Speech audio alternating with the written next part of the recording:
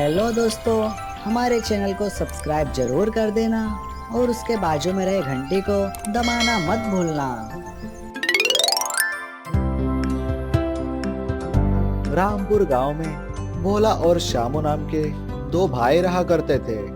भोला तो स्वभाव में ईमानदार और समझदार था, लेकिन श्यामू स्वभाव में मूर्ख और लालची था। पिताजी की मृत्यु के बाद दोनों के बीच जमीन जायदाद का बंटवारा हो गया। बोला, मैं तुम्हारा बड़ा भाई हूँ, तो पिताजी के हिस्से में से मुझे ज्यादा मिलना चाहिए, और तुम छोटे हो तो तुम्हें कम मिलेगा। लेकिन भाई, पिताजी ने हम दोनों को आधा आधा हिस्सा लेने के लिए कहा था। ज्यादा मत बोलो, जितना दे रहा हूँ उतना ले लो, वरना वो भी नहीं मिलेगा। और हाँ, अपने लिए दूसरा घर बना लो, यहाँ तुम्हें रहने को भी नहीं मिलेगा। ठीक है भाई। श्यामू अपने भाई को धमका डराकर उसे कम हिस्सा दे देता है और खुद ज्यादा हिस्सा हथिया लेता है। और तो और भोला को घर से भी निकाल देता है। भोला अपने बड़े भाई के घर के बाजू में एक छोटा सा झोपड़ी बना लेता है और उसी में अपनी पत्नी के साथ रहने लगता है। जबकि उसका बड़ा भाई श्यामू अमीर हो गया होता है और वह ऐश और आराम की जिंदगी जी रहा होता है। भोला तो गरीब था, इसलिए वह जंगल में लकड़ी काटकर उसे बेचकर अपना गुजारा करता था। एक रात गांव में खूब बिजली के साथ बारिश हो गई। दूसरे दिन भोला जब जंगल में सूखी लकड़ी ढूंढने गया तो उसे सूखी लकड़ी कहीं नहीं मिला। हे भगवान, लगता है आज मुझे सूखी लकड़ी नहीं मिलेगी।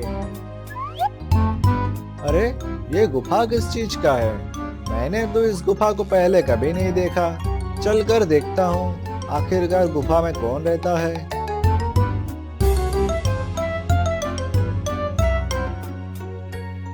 अरे, यहाँ तो मुनि जी तपस्या कर रहे हैं। मैं वापस चले जाता हूँ, नहीं तो इनकी तपस्या नष्ट हो सकती है। अरे बेटा, कहाँ जा रहे हो? अरे, ये तो मुनि जी की आवाज है। बस ऋषि मुनि जी, मैं अपने घर वापस जा रहा हूँ। मैं जंगल में सूखी लकड़ी ढूंढने आया था, मगर नहीं मिले। घर जाकर क्या होगा? क्योंकि अगर तुम लकड़ी बेचकर पैसे नहीं लाए तो तुम्हारे परिवार को भूखा सोना पड़ेगा। आपने सही कहा मुनि जी, एक गरीब की इच्छा ही होती है 2 वक्त की रोटी पाना। वाह बेटो, मैं तुम्हारे सोच से बहुत खुश हुआ। मैं तुम्हें एक जादुई छतरी देता हूँ।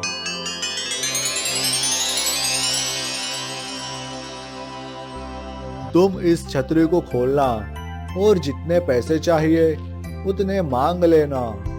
और हाँ, जरूरत पूरी होने पर छतरी को बंद कर देना। ठीक है मुनि जी, आपको बहुत बहुत धन्यवाद।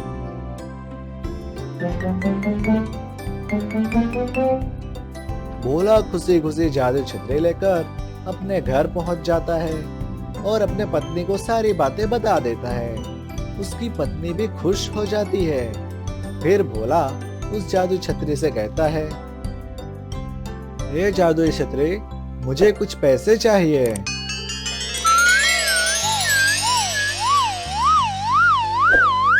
अरे वाह, चमत्कार हो गया। ये तो सच में जादुई छतरी है। जरूरत पूरी होने के बाद भोला उस छतरी को बंद कर देता है। इस प्रकार भोला उस पैसों से बहुत सारे चीज खरीदने लगता है और धीरे धीरे भोला श्यामू से ज्यादा अमीर हो जाता है। यह सब देख श्यामू भी आश्चर्यचकित हो जाता है और मन ही मन कहने लगता है, यह भोला इतनी जल्दी अमीर कैसे हो गया?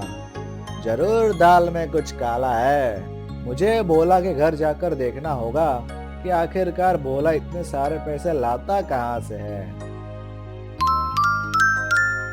बस एक दिन श्यामू छुपकर अपने भाई भोला के घर गया और खिड़की से छुपकर देखने लगा। अच्छा, तो ये सब चमत्कार इस जादुई छतरी का है। अब मैं इस छतरी को चुरा लूंगा। बस श्यामू मन ही मन योजना बना लेता है। रात का समय हो जाता है। श्यामू छुपकर अपने भाई भोला के घर जाता है और जादुई छतरी को उठाकर अपने घर ले आता है।